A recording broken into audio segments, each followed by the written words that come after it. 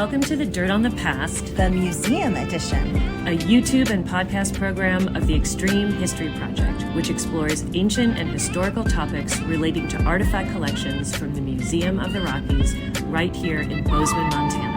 At Extreme History, we explore the good, the bad, and the ugly about our human past because, let's face it, history isn't pretty.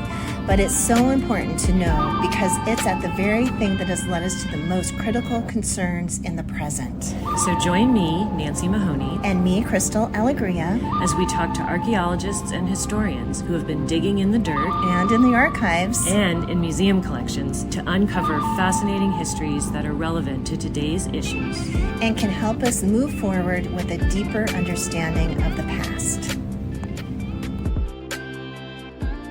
Hey everyone, welcome back to the Dirt on the Past. It has been a while since we've been here, right, Crystal? It has. I know, and we yeah. probably don't even have time to banter today. So we don't.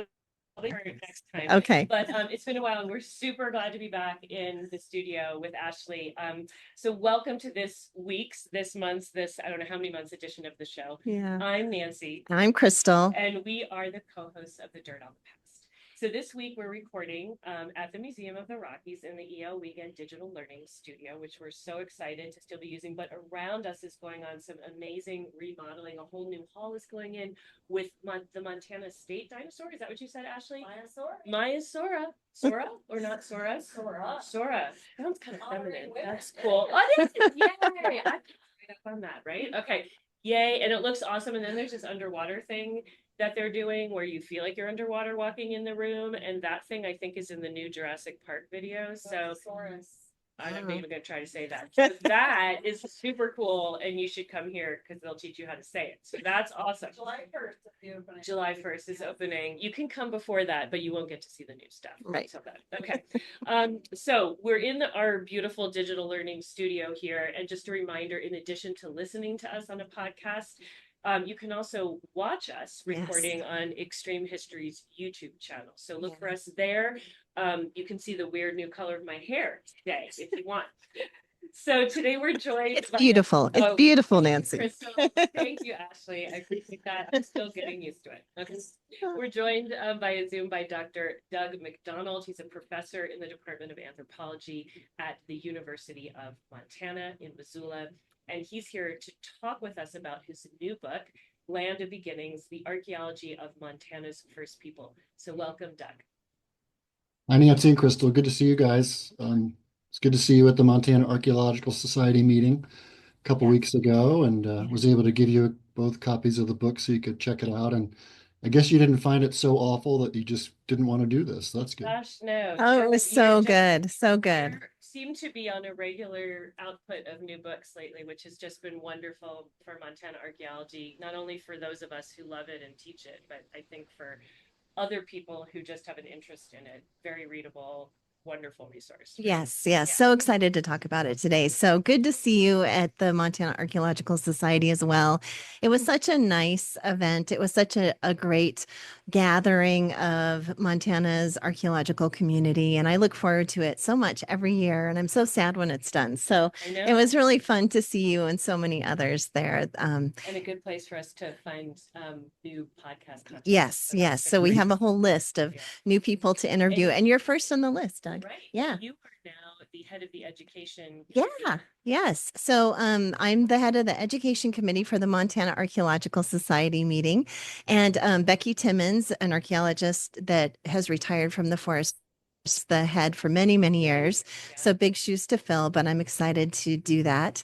And so every year they have a new president, and our conference next year is going to be in Missoula, and a woman by the name of Jeannie Harmon is going to be the president next year. So we're excited for that. She's great, and I got roped into being on the conference planning committee, so that's exciting. And apparently I'm heading up the auction. I'm not going to be the auction, but I will be doing the live and small live auction and silent auction. So Doug, we like to start off our podcast by telling our listeners and viewers a little bit about our guests. So I'm going to dive into that first. So as we mentioned, Doug MacDonald is a professor at the University of Montana in Missoula, specializing in archaeology. And since 2006, his research has focused on of natives in Wyoming and the greater Yellowstone ecosystem. He's particularly interested in the earliest migrations of Indigenous people to North America. Doug MacDonald's previous books include Montana Before History and Before Yellowstone, Native American Archaeology in the National Park.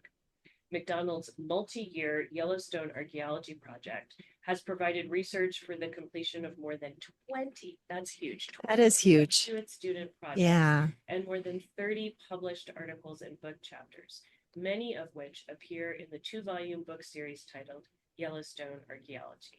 So this is so wonderful, and we're really excited to have Doug. Yeah, glad you're here. And this is actually your second time on our podcast. So you came and talked about your previous book Before Yellowstone with us. It's been probably 2 or 3 years ago now. So I really encourage people to go back and listen to that interview and that podcast because that was really good. But today we're going to talk about your latest book called Land of Beginnings, which we have our copy here that you gifted us. Thank you so much. So Doug, what brought you to delve into this project after your other book Before Yellowstone? Why did you write this book? Well, I like to write books that my students can use in classes. And so at the time, I was teaching a class called Paleo-Indian Archaeology or Archaeology of First Peoples in Montana. I don't teach that class anymore, but I wanted to stick with this project because I think of it as a prequel to the Montana Before History book. So that was published 12 years ago by a little press here in Missoula. And this new book, Land of Beginnings, was published by the Montana Historical Society. And I just the Montana Before History book did not do a good job in presenting the migration of Native Americans from Asia information. It really, if you look at the Montana Before History book, it only has a page at the most of that migration. So the Land of Beginnings book is a prequel of the Montana Before History. So it tracks Native Americans on their journey from Asia, starting as early as 30,000 years ago through Beringia down Pacific and ice-free corridors over the Rocky Mountains to get to Montana. And so that's the big issue, is which route Montana first Americans took to get here to Montana. And so the book tackles that question, which the Montana Before History book didn't very well. And so the other thing I wanted to say is that I really want to thank the Montana Historical Society for publishing the book. But part of the book agreement was that I don't take any proceeds. So don't think that I'm making bank on this book. I don't make a penny. And so all the proceeds go back to the Montana Historical Society. It's just a great organization run here by the state of Montana. So that's wonderful. Huge. And just so people know, not only is this a book that I'm excited to have on my shelf, but it's one of these that it's not so intimidating. I think a lot of books that archaeologists write can be very intimidating to any layperson. And it's not so huge. It's got a lot of information, but it's not one of these that you would be tempted to use as a doorstop or something. It's great. So it's one that I could easily use in even undergraduate classes. And also really accessible to the public. So, and you write about that too, Doug, that was one of the reasons you wrote this, is for the public to interact with it and to use it and to read it and to learn from it, because it is some of this research in these journals and other places is really daunting. So it's nice to have archaeologists writing for the public in an accessible way so that, anyone can pick up this book and read it and understand this research. So yeah. It's that intermediate, going beyond the headlines of what's in the news, if something gets out there, but then not having to read the original articles, which can be hard to access. Yeah. So Doug, let's go to the heart of your book title, which is a huge topic and a lot of data, and some of it very much more recent. We know there are, and for maybe those who don't, 7 reservations in Montana today, which are occupied by, I think, 12 federally recognized tribes. So those are the people that are here who are Indigenous, but that's an artifact of recent history and millennia of occupation and migration and all of that. So to start off on this quest to know more about really who the first people were in this region, can you give us, just to start us off, the elevator pitch version of where the first in this region of what we call Montana came from, and just a little bit on how we know what we know today.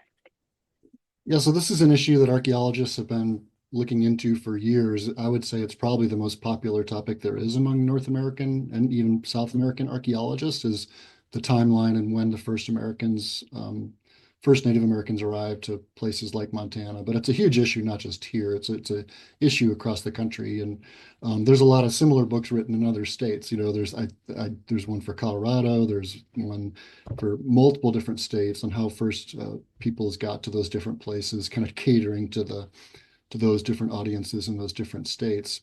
And so it's a huge issue. And like I said, it's probably the most popular issue among American archaeologists for hundreds of years. I mean, we've been doing archaeology in North America probably for 150 years now. And I think even from the beginning of that timeline in the late 19th century, early 20th century, archaeologists were trying to figure out when Native Americans first arrived. And so the early sites that were discovered, like the Clovis and Folsom sites in New Mexico, showed that people lived in North America 11,000 years ago when there were still Ice Age mammals like mammoths and bison antiquus roaming around. And so even from those early days, we've known that Native Americans have lived in the Americas for at least 11,000 years. And so then it became the issue of just how long, how much before that? Were those Clovis people the first people, or were there people before Clovis? That's been now resolved. We know that people were here before Clovis. I would say the archaeology paved most of the road to what we know about those first peoples. But the most recent scientific advancements, especially in genetic testing, have been super important in just hammering home those concepts that archaeologists had sort of put forward already. And so the genetic studies, for example, the Anzick child here in Montana, who's a Clovis human remains, this 11,000-year-old boy that was found up by Wilsall, Montana, just north of Livingston. And, not too far away from where you guys are sitting there here. Yeah, pretty close. There in Bozeman. And so that was instrumental, though, in linking those first Clovis people to Asia and tying that genetic ancestry. And so there's a whole chapter in the book that talks about the importance of the genetic research and how that has contributed to our really knowing that the first people in Montana, without a shadow of a doubt, came from Asia. And so the timeline really is what we're working on right now, as well as which route they took. Was it a Pacific coastal route or was it a Rocky Mountain route? So that's what the book tackles is sort of the timeline and were people here before that Anzick child? If they were, how long before? Or if not, was Anzick first? And so those are the two issues, the timeline as well as the geography of the migration. Okay, so let's kind of continue this conversation and talk a little bit about those two routes that you just mentioned. So, well, I'll just let you talk more about that. So what are Yeah. you saying that I know we have a lot of evidence now for people coming down the coast. And some people talked about the Kelp Highway, that Pacific coast, and there's some evidence along the coast that we have, and then some on that west coast of North America, and even some sites that are probably underwater. We know much later we have this land route where we would have had the two ice sheets sort of start to melt, and there would have been. So the issue for Montana is, was it a coastal route and then a migration eastward below the glaciers, or did people not come through until we had that division of those two ice sheets that were covering so much of northern North America? That's right. So that's the main issue that the book deals with is whether those first peoples came down the Pacific coast or down the Rocky Mountain front. And so that was called the ice-free corridor because it was a pathway between the Cordilleran and Laurentide glacial ice sheets that existed at that time. So in Montana, until about 11 or 12,000 years ago, there was a gigantic ice sheet that came down just a bit below the high line, that route across northern Montana there. If you go just a little bit south of that, that was still just a glacier. But by about 12,000 years ago, there was a route that people could have taken down from Alaska to get walking pedestrian, mobile hunter-gatherer peoples these first Native Americans could have taken. But that's kind of the key date, is 12,000 years ago. So that ice-free corridor wasn't open before that. And we know that because of fossil remains of animals, as well as the archaeology human evidence in the ice-free corridor. It doesn't start until after 12,000 years ago. And so, and the geology feeds into that as well. The geologists have looked at that and dated it. And really that 12,000-year-old date is pretty firm and looks really good. And that's been the subject of debate for years and years, but it seems like that's an issue that's been resolved. So that's a pretty good date. At about 12,000 years ago, that ice-free corridor could have been open. So the book looks at some sites in Western North America that predate 12,000 years ago, right? So we have Paisley Caves in Oregon, where they found human coprolites or poop that date to 12,300 years ago. So if Okay. people were living in Oregon 12,300 years ago, and the ice-free corridor, that inland route across down along the Rocky Mountain front from Alaska to Alberta to Montana, if that wasn't open until after 12,000 years ago, well, then they must have taken a different route. And so these days, I think most archaeologists agree that there were people in North America and South America before the ice-free corridor was open, before 12,000 years ago, maybe as early as 13, 14, maybe even 20,000 years ago. Now with more and more of these very old sites becoming discovered. And so, but that doesn't mean the first people to Montana Yeah. were before 12,000 years ago. We have to figure out that piece of the puzzle. So you have sites in Oregon that are older than 12,000. There's a mastodon site called the Manus Mastodon in Washington State that's over 12,000 years ago. There's a site on the Salmon River, not too far away from where I'm sitting here in Missoula, that dates to at least 13,000 years ago. That's called Cooper's Ferry. There's and even an older site now that it's very controversial, and the book deals with the controversy of this a little bit, but we're still learning about whether it's legitimately 20,000 years old or not. But down in White Sands, New Mexico, there's a potential footprint of the first Native Americans walking side by side with like giant sloths and mammoths. Absolutely. It's so That hard to get your mind around, but they dated it twice now, right? Two different times. Yeah, so the dating looks pretty good. When I wrote this book, they'd only done the initial dating, and that's what Okay. became published. But I still was pretty optimistic about it. Their Yeah. their creative dating methods were So so amazing. amazing. They assembled these, thousands and thousands, probably millions of pollen grains to date it, and it looks pretty solid. And people are starting to believe that that might actually be a 23,000-year-old site down in New Mexico. And so if that's the case, that's a whole new ball game. But the book introduces that site. When I wrote it and when it was published, it didn't answer the question necessarily because we didn't have these new dates on the pollen. But suffice it to say, and for the importance of Montana, is that people were definitely in Western North America before 12,000 years ago. So those first people that migrated from Northeast Asia through Alaska, it's almost certain that they came down the Pacific coast and were using boats and maritime technology. We also know they were hunting inland animals. The Manus mastodon is a good example of that they were hunting onshore mammals, those megafauna that existed at that time as well. Now, the problem is there really aren't that many sites along the coast, because once those glaciers started to melt 12,000 years ago or so, it inundated the coastline, and those archaeological sites that the people were living along the Pacific coast are now underwater. And so you have these kind of incredible scientific expeditions trying to do offshore underwater archaeology now to try to find those old sites that are hundreds of meters in the ocean, which is challenging, as you can imagine. So it might be a little while before we find those really early coastal sites. But one of the things we do know is that some of those early sites, for example, on the islands just off the coast of Los Angeles, California, there's what is it, Santa Rosa Island, I think is one of them, but it's Channel Islands is the name of the group. And there's a national park there, and you can take a boat over. And even back 11,000 years ago, you would have needed a boat to get over there. So we know that those people were very sophisticated, maritime, coastally adapted people.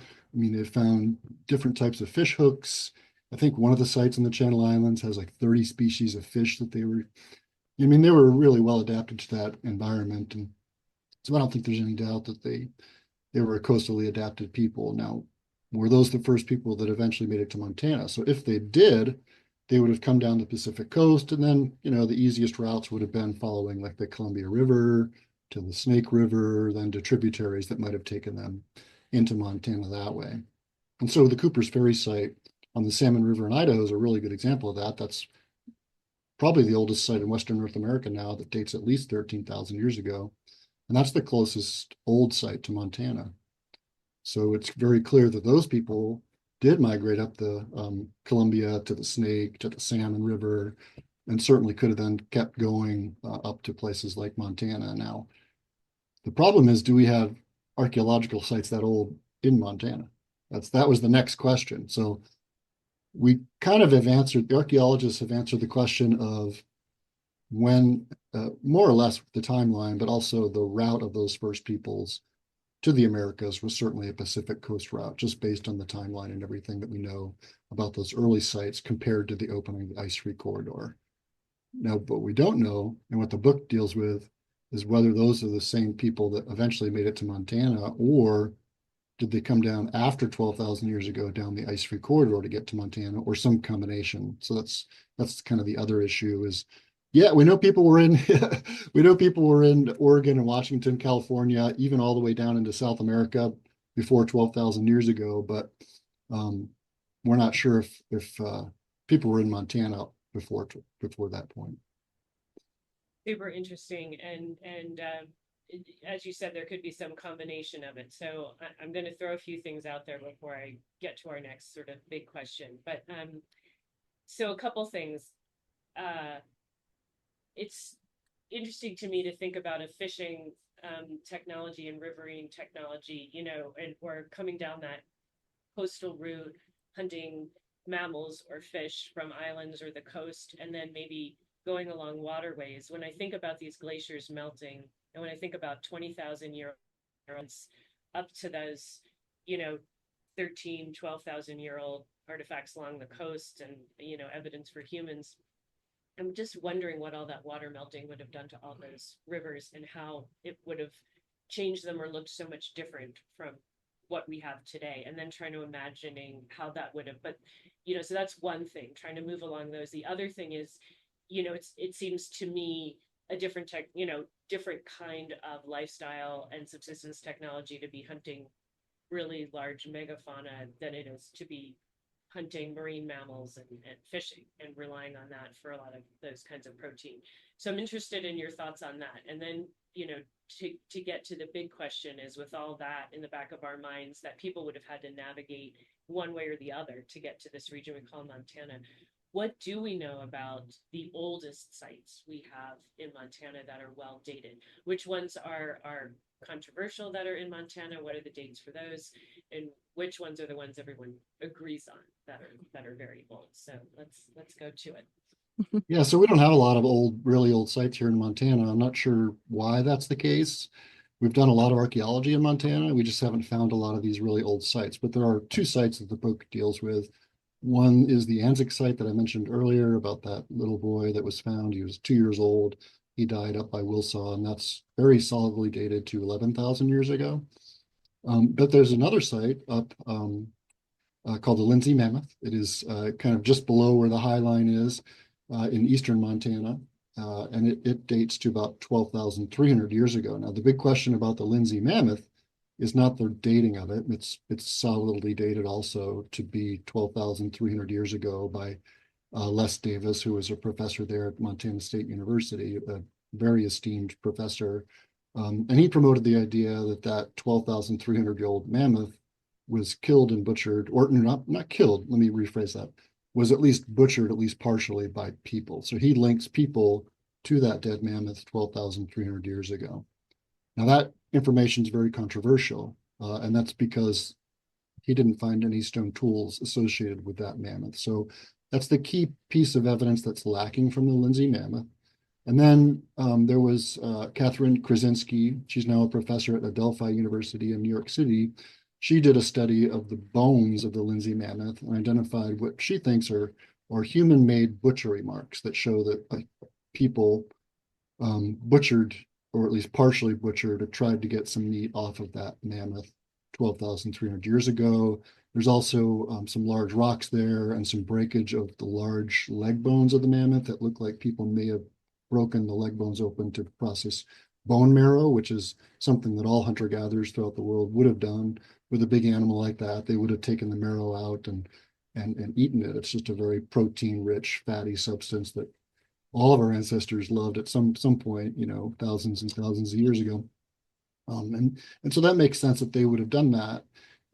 But the archaeological community hasn't widely accepted the Lindsey Mammoth as one of those early sites. And a lot of it just comes down to the fact that they didn't find any stone tools associated with it. That it looks like it was at least a mammoth that died naturally.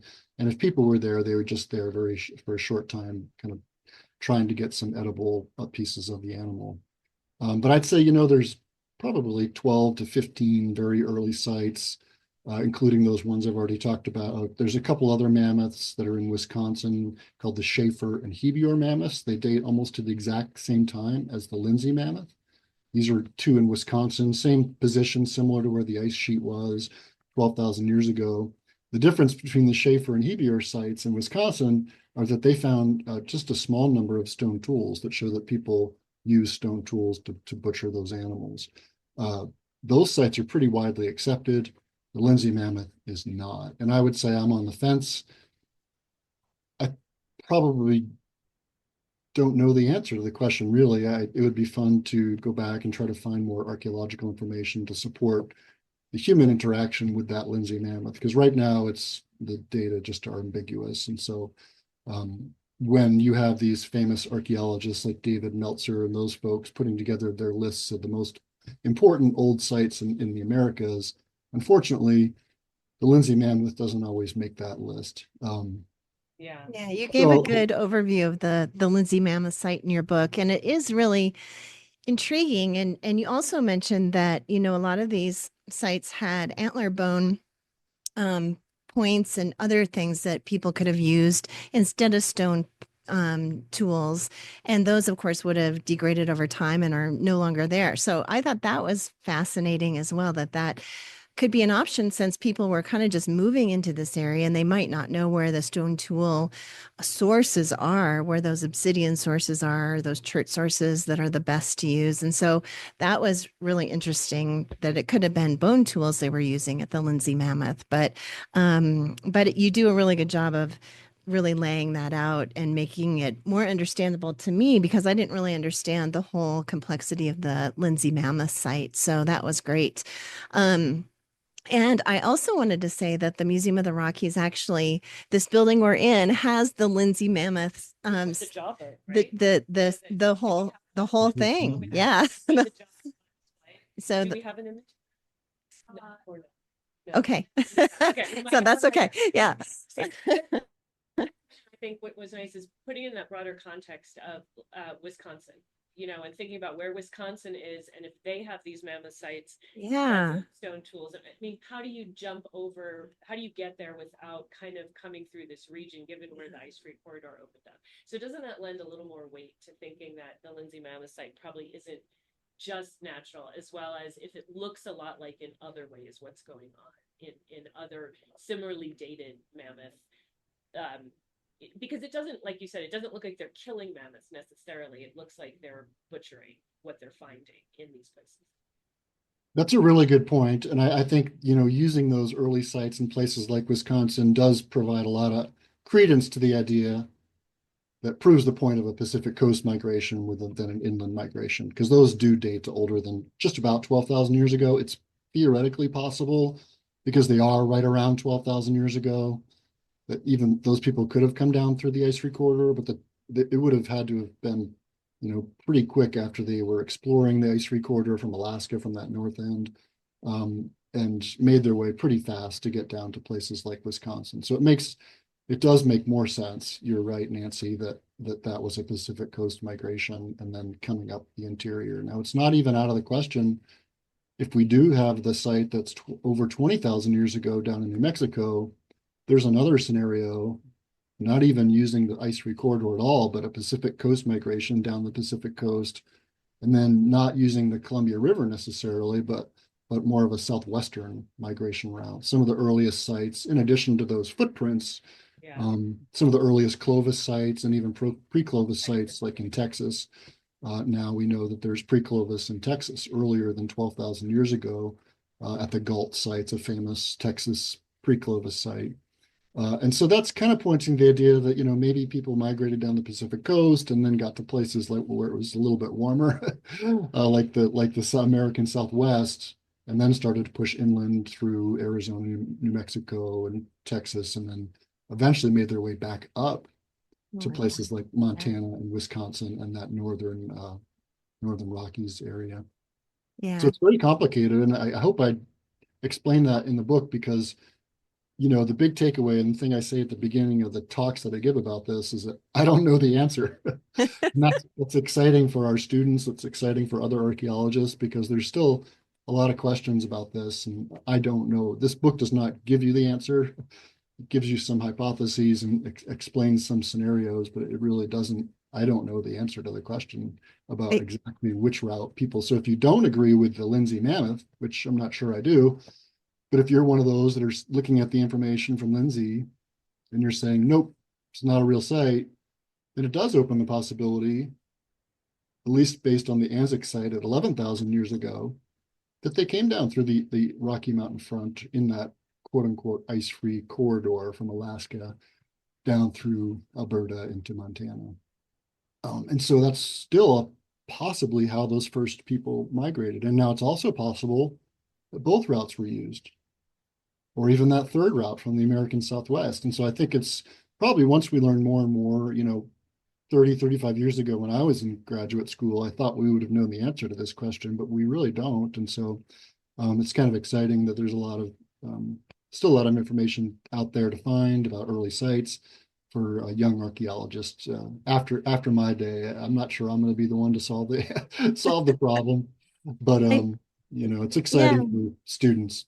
It is, you as a student coming into anthropology, archaeology, you think, oh, everything's been figured out, everything's been found, we know the answers to all these things. And that is what is so intriguing, is that we don't know anything really. We're just kind of trying to figure all this stuff out. Yeah. Ask much more interesting Yeah. questions. Yeah. I have much more fun teaching it now to students by saying, here's what we do know, and here's what we don't know to answer the question. And it does feel like there's going to be some combination of archaeology and genetic data, because I think, what we knew about Anzick from the genetic studies is that young boy's parents had DNA that seemed to be ancestral to all these populations in Central and South America, not just necessarily those in North America. So what does that say about a coastal route coming in versus also a group coming down through the corridor, and then how those people spread out? I mean, because we have sites in South America that are quite early too, Monteverde, and when you're looking at that, if there was DNA from there, we're just going to little by little start to get, I think, a narrowing down of hypotheses that we can start to chuck out. I feel like we've chucked out some now. We know Clovis wasn't the first. But I think it's also so interesting to then think about the development of that Clovis technology, those big, beautiful tools. I mean, Folsom comes right after. It's not a super long period, but it's pretty widespread. And it's like an American invention, and it's not coming from people who were using that technology anywhere else before. Do you have any thoughts on that? I just find it fascinating. Yeah, Nancy, I like the way you put that, as that's America's earliest invention, really, is that Clovis culture, the Clovis technology, the beautiful spear points that they use to hunt mammoths and mastodons and things. But it's really, one of the things I think maybe has been answered now is that it looks like those first people before Clovis, those what we're calling pre-Clovis people, actually were using stemmed projectile points. So they have found those stemmed projectile points at the Cooper's Ferry site that date older than 13,000 years ago. And there's some illustrations in an article about the Cooper's Ferry site that compare those stemmed points that they found there to ones from Hokkaido, Japan. And they're really similar. So it looks, there's a connection there, not just genetically, but culturally. Culturally, It looks that like makes that's a lot coastal. more sense than talking about Solutrean points over in France as being a precursor to, you know, Clovis, which always to me seems like way too huge of a gap time-wise and everything like that, even though there were similar technologies in making those points. But so stemmed points, and then somewhere along the way, you know, this new technology develops, and it seems quite widespread, which makes me wonder about how often were people moving around, and if there were multiple waves of migrations down the coast, how were these people interacting or moving around with each other? That Clovis technology, use of these giant cores, moving them around, sometimes stashing them, these common behaviors that we're seeing over such a vast region in a land that until those people started coming here, there weren't humans, you know, on it. So who knows what those animals were like when they encountered them? Because this is my other thing. Christmas rambling, but I have you here, so I'm going to ramble at you. African, so my husband's from South Africa. So African elephants are so scary. You know, and you don't really want to hunt them. They're going to trample you. They'll turn your car over, whatever, if they get a little pissed off. Asian elephants, much easier to get one, domesticate it. They're just have sort of a different personality, docile. So I was thinking about mammoth, mastodon, whatever we got. Sort of, do you think there would have been something about them having been here without a lot of humans that might have made them less like African elephants, a little bit easier maybe to get near? I mean, I asked this to Craig Lee, and he's like, what do you think, people were riding them, Nancy? And he's like, I don't know, just saying, like, there could have been something about, we hear those stories when humans arrive in places where the animals haven't had human hunters and predators constantly sort of encouraging that adaptation to be more defensive or more, I don't want to say like violent in their reactions or whatever, but I've said enough. Just, you can respond to that. Yeah, so you know, a lot of one of the other big mysteries of that Clovis time period is the extinction of those big animals, and whether or not Clovis people, with their innovative stone tool technologies and beautiful, you know, one of the most advanced stone tool technologies anywhere in the world, contributed to the extinction, and how much did they overhunt them? And there's not a ton of evidence that says so many animals were hunted that it caused their extinction. We know that they really like to hunt mammoths. I mean, that seems pretty obvious. And it looks like those Clovis people also like to hunt horses and camels. So I would say if there's 3 species that maybe humans contributed to the extinction, it's probably those 3, because those look pretty popular. But we do know that one species of animal survived that whole extinction event, and that was the bison. Bison antiquus thrived. So that's one of the big mysteries as well. This particular book doesn't deal with it. The Montana Before History book talks about it a little bit and picks up after 11,000 and deals with that extinction. But I think more and more these archaeologists are thinking that humans played a role in the extinction that occurred at that time, but also it's the glaciers melting, the warming climate, the changing climate, for whatever reasons, that climate was changing very substantially, that led to sort of an abrupt change in the extinction. Now, what we also know now, which we didn't know maybe 30 years ago, was that it was not a sudden extinction event. It wasn't like all of a sudden, you know, one of the hypotheses is that a meteor impacted the northern hemisphere and might have caused somewhat of a more instantaneous extinction. But you know, Eski Willerslev, who did the genetic study at Anzick, has also done studies of just dirt in places like interior Alaska, and have found evidence that, well, there's mammoth DNA that dates to like 8,000 or 9,000 years ago. So it's more likely that it was a gradual extinction. And we even know that, you know, way up in the Arctic Circle, there were mammoths living until 4,000 years ago. So it looks more like it was gradual, and maybe in isolated circumstances, the ecosystem couldn't support those big animals, especially when humans arrived to maybe put the nail in the coffin, so to speak, for those species that were already sort of on the edge. So tons of really interesting things about that time period that attract the attention of archaeologists, and mysteries, you know. Yeah, so many mysteries, so much still to figure out. But I love, maybe the mammoth was more like the Asian elephant then. I don't know. Maybe it was Yeah. sites I think in Ukraine where they they've used mammoth bone to construct huts to live out of. So there's a couple of, they look like round huts, and the archaeologists have found and then done some reconstructions. And I don't know how much that's been mucked with, but I've seen what they've uncovered archaeologically. And nobody seems to have been doing that anywhere in North America, where they're really using these massive resources, these bones, to create anything to live in during a cold time period or anything like that.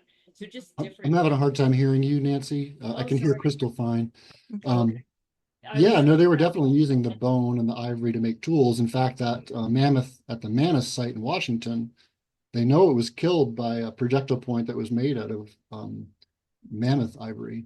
So, or Yeah. mastodon in that case, but Right. elephants.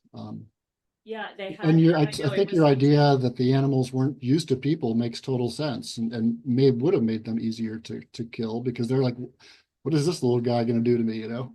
Right, right. Right.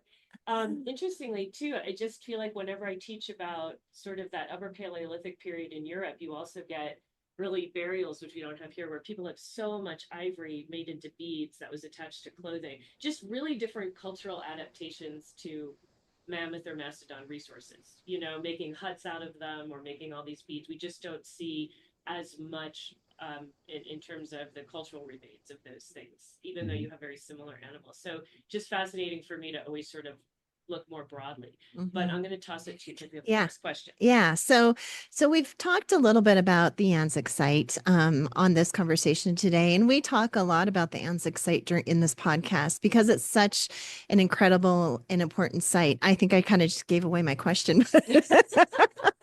But Doug, what's the most important archaeological site in Montana, in your opinion? Yeah, for you. Yeah, no, it definitely is the Anzick site. There's no doubt about it. It's Montana's oldest site. If you disregard the potential of the Lindsey Mammoth at 12,300 years ago, the Anzick site's 11,000, and so that's the oldest site, and it's also the only location where Clovis human remains have been found anywhere in the Americas. So it's very unique and provides that genetic information to link it to Asia. And then like Nancy said earlier, it also links it to all other Native American groups in North and South America as a genetic changes over time led to all these other populations. So Doug, before we go on, can you just give an overview of the Anzick site for those folks who are just listening and don't know exactly what this archaeological site is? Yeah, so in the late 1960s, two gentlemen were excavating a hillside in Wilsaw, Montana, and they were scraping away at some sandstone rock shelters to get gravel for a parking lot there at this public school. And that's how a lot of these really important sites are found, not by me, not by you all, not by professional archaeologists. Most of the really famous old Native American archaeological sites are just kind of serendipitous ranchers and people doing other stuff. And they're like, oh, wait, what happened? So these guys, when they were excavating that hillside, found the human bones fall out of the hillside and associated stone tools, about 100 stone and bone tools, including Clovis points and bone, probably elk antler bone tools there as well. It was all covered in red pigment, red paint. They made the mistake of taking this stuff back to their ranch garage and washed all that red paint off. That's unfortunate, but they would have assumed it was. You know, you can't really blame them. It was like 1967 or something. Yeah, they had no idea. No. And so, but eventually, you know, this was radiocarbon dated. Some archaeologists get in there and dated it. And Larry Laren, a professional archaeologist in that region who just passed away fairly recently, and another guy named Rob Bonnickson had worked at that, as well as a team from the University of Montana, and eventually radiocarbon dated it, associated the artifacts as a Clovis site, and then S.T. Willerslev comes in and does the genetic study of the human remains that were found. He identified that as a 2-year-old infant, and that connection between Asia and all other Native Americans in the Americas was established. So super important, really important site. And if you don't take the Lindsey Mammoth as the earliest site, then you must take the Anzick site. And so the Anzick site leaves open the possibility of both those migration routes, and maybe even that third migration route from the southwest. So if all we have is the 11,000-year-old site, then those first people could have come down the ice-free corridor because that was open after 12,000. They could have come up the Columbia River. They could have come up even from the American Southwest. So, but that's why the Anzick site's so important. And so it did put the final nail in the coffin about the origins of Native Americans too, especially Montana Native Americans in particular, because you did have these other migration scenarios, like you had mentioned earlier, like Solutrean Europe as a possible migration route, and the technological similarities between Solutrean stone tools and Clovis stone tools. And the Anzick site really busts that wide open and doesn't provide any support for that concept. Right, right. So does the genomic data they try to do kind of a molecular clock thing. Do they put the split between what we have for Indigenous American DNA and Siberia or something Asian at around 30,000 years ago, somewhere around that far back? Because, that's quite a bit of time to think about people moving towards the Americas and sites that we don't have in that gap between even the footprints, if those are right. So I'm just so interested to think what we may find, because to me, it's a big parallel with in paleoanthropology, geneticists with even early mitochondrial DNA saying they thought we'd find mitochondrial Eve, or sort of the origins of modern humans on the African continent around 200,000 years ago. And we didn't have anything for a long time in that gap that looked like an early modern human. And it took a lot more searching till we found fossils that did indeed corroborate. And it's so great when you have the converging lines of evidence. So I'm just interested to see, if what the geneticists are doing using, same and even better technology now is saying to us, look, there could be a lot more out there. And as you're saying, underwater archaeology, that's going to be along the coast, such a crucial piece, but so much work, so much work, a lot more younger people than us taking that on. But I want to pivot a little bit to talking about your collaboration and partnership with Indigenous nations, and how important that is. You start your book off speaking about the Indigenous nations that reside in Montana today. So I want to ask you a little bit about how you began those collaborations, but also why you began those collaborations. What did you hope to get out of it? What did the tribes that you work with hope to get out of it? So what are archaeologists and tribal nations trying to achieve from working together, and talk a little bit too about how the genomic research is really becoming an important part of that discussion too. Yeah, so if you ask most Native American people and listen to their elders about what they say about the origins of their people, they use that phrase, we've been here since time immemorial. That's a very common phrase that you hear from most elders that you would ever talk to about the first peoples. And so that kind of means forever. And what I always tell my students about that is that, the archaeological data doesn't support that idea that Native Americans have been here forever. But if you think about the slow migration, in that sense, they have always been here, because the here just moved a mile or two every year, literally. Yeah. So your grandfather, your grandmother, your aunts and uncles always lived here. And it's just that the here moved slowly.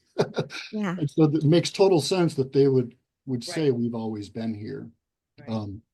And so I don't think that, you hear those things, and you might even see some archaeologists say, well, they haven't been always here, but if you think about it from that slow migration perspective, they have always been here.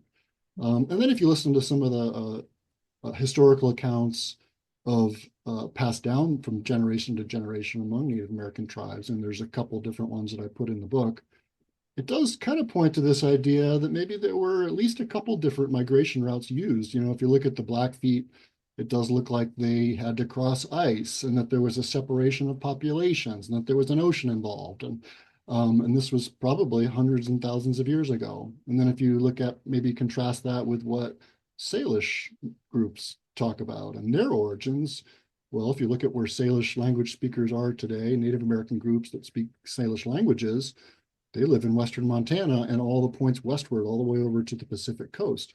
And so they speak more about a coastal migration. And so they're not irreconcilable, I guess is what I'm saying. And there's a lot that archaeologists and anthropologists can learn from historical accounts from Native American people.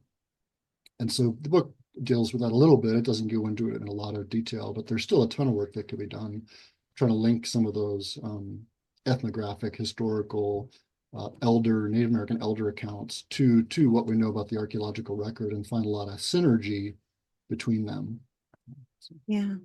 And now there's a lot of work by Indigenous people about their own migrations, and we work closely with Shane Doyle, and I know he's been working with some of the Blackfeet and of course the different nations around the country to figure out some of this DNA research. And so now they're actively participating in this research, in this archaeological and DNA research as well, which is great, wonderful, because then they bring in these stories and these oral histories so much easier than a white archaeologist going into a Native community can do. So this research is really moving forward even faster because of that, which is wonderful. So it's great. Yeah. And Shane Doyle has been such a part of the Anzick child legacy and the repatriation of the Anzick child. So I'll just go back to that for a minute and say that at the, not the end of the story, but that Anzick 2-year-old child was rematriated, I'm just going to say, a few years ago with kind of spearheaded by Shane Doyle. So that's such an important part of the story as well, that little boy is now back resting in that place that he was in for so many thousands of years, and then has returned to that place, which is important.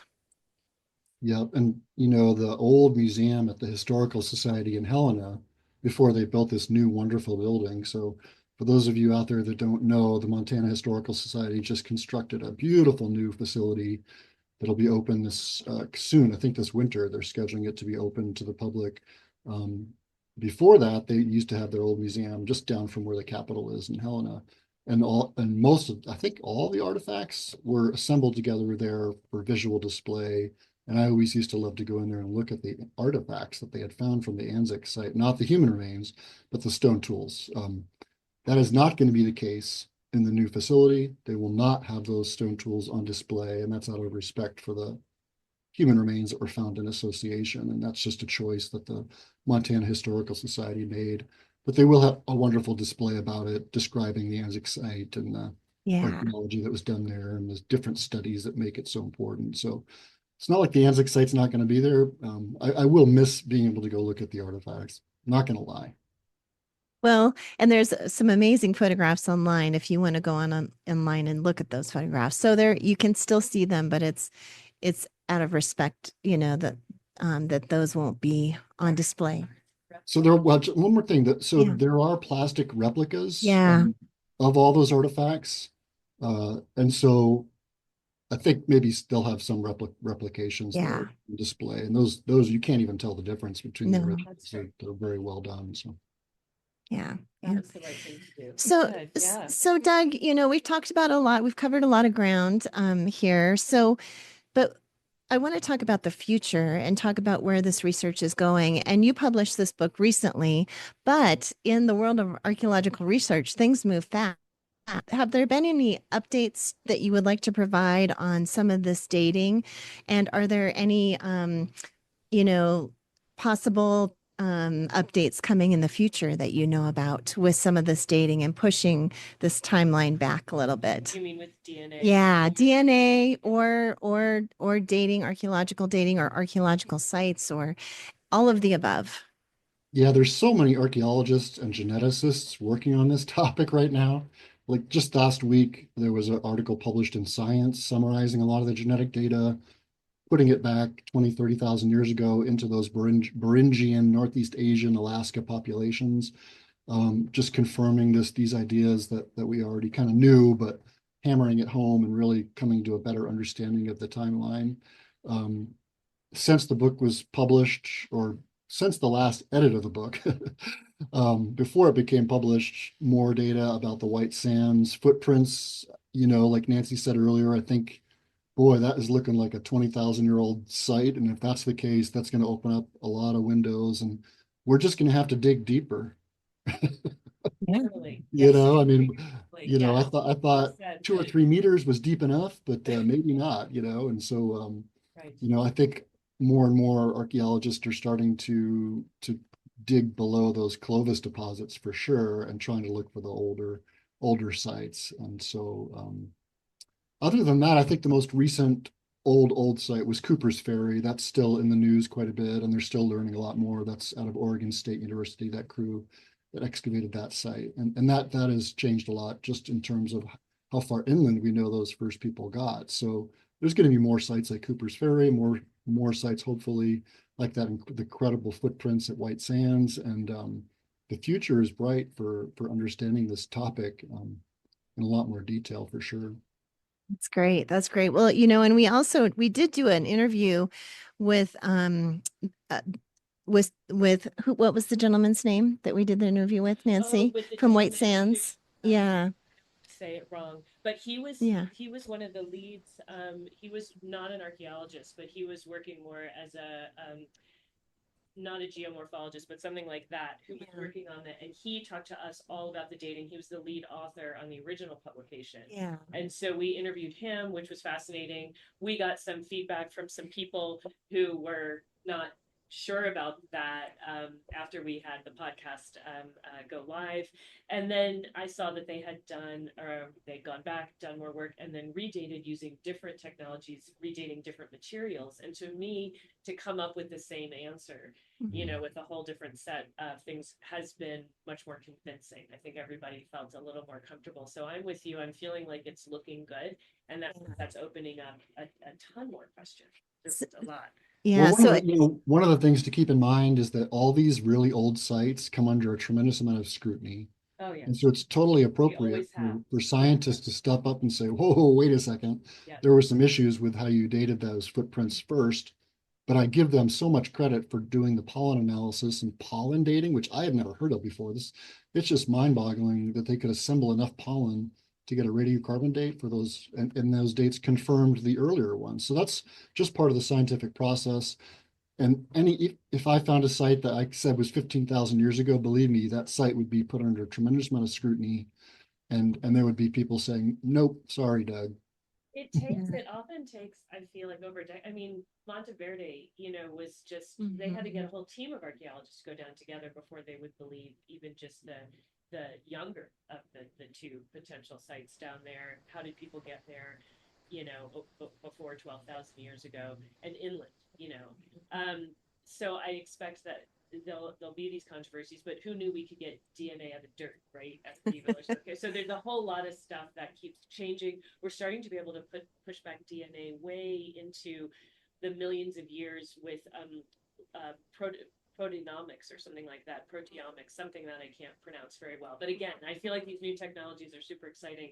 But before we finish, I just wanted to ask, do you know the oldest site sort of on the East Coast or in the eastern US? Yeah, one of the things about the East Coast sites is that they're all somewhat controversial. Right. I would say the best example of an early site is the Page Ladson site in Florida. Seems to be pretty widely accepted. And that verges on that 12,000-year-old time. Interesting. And again, I think that's got to say there was a coastal inland migration, and people seem, and who knows how far back that goes now, if we had people 20,000 years ago already inland. But I think it's super fascinating to if that site continues to hold up, what that says, because it doesn't necessarily look like we have good evidence for an Atlantic route. I'm still thinking not at all. Yeah, there is almost no evidence for that. No, right, and no DNA. Dennis Stanford and Bruce Bradley proposed it 25 years ago, and they did a lot of had a lot of media attention for what I think are probably ethnocentric sort of reasons. In Yeah. all honesty, it was like, oh, maybe white people were here first. Right. But Sort of like that first version of the Kennewick man that looked like the guy from Star Trek. Yeah. Jean Picard. Jean Picard. Yeah. When they first reconstructed, everyone's like, oh, it's like an early Viking. No, Yeah. no. Yeah, but since that time, there really hasn't been any data to come forward to support it. And so that's how the scientific method works. There also have never been any human remains, as far as I know, that are Paleo-Indian age back east. And so there's still a lot to learn about those migrations, and it doesn't rule out the possibility, even though that we don't have data to support that Atlantic migration. Everything I have learned about people is that they're pretty ingenious, and Yeah. they can do things that we never gave them credit for. So I would not rule out the concept that maybe some people did make that route. What we do know is if they did, they don't have a genetic footprint anymore. And so either they were overwhelmed by the Asian Native American populations and whatever genetics that was just isn't present anymore.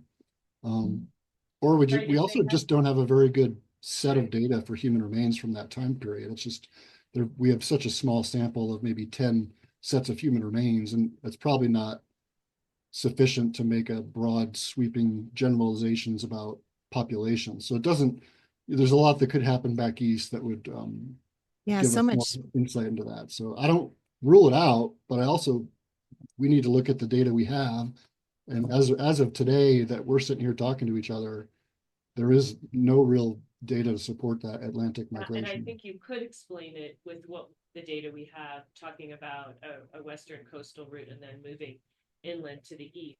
You explain it that way. You don't have to look to an Atlantic route. And as you said, there's no data. I mean, if someone did ever make it, like you said, they didn't last, like the Vikings that kind of for a little and then up and left. They didn't leave a genetic footprint. They didn't. Yeah, I would say the data actually supports what you just said, Nancy, because if you look at the timeline for Clovis, the youngest examples of Clovis are in Maine and Nova Scotia. They're like 10,600 years, 10,700. That makes much more sense coming across because we have older ones out west. Yeah, so it does speak to a western origin for Clovis and then a spread east, eventually making it up into the northeast. And so that's the complete opposite of what you'd expect. If Clovis descended from Solutrean and migrated from the North Atlantic, you'd expect the earliest Clovis to be in places like Maine and Nova Scotia, when in fact it's just not.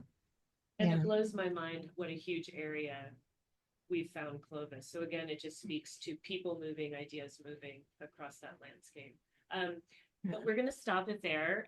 Sadly, I know. Questions, but we just want to remind people about your book, which they can go out and find and recommend it. I recommend it highly. Anyone who's listening or anyone who's watching.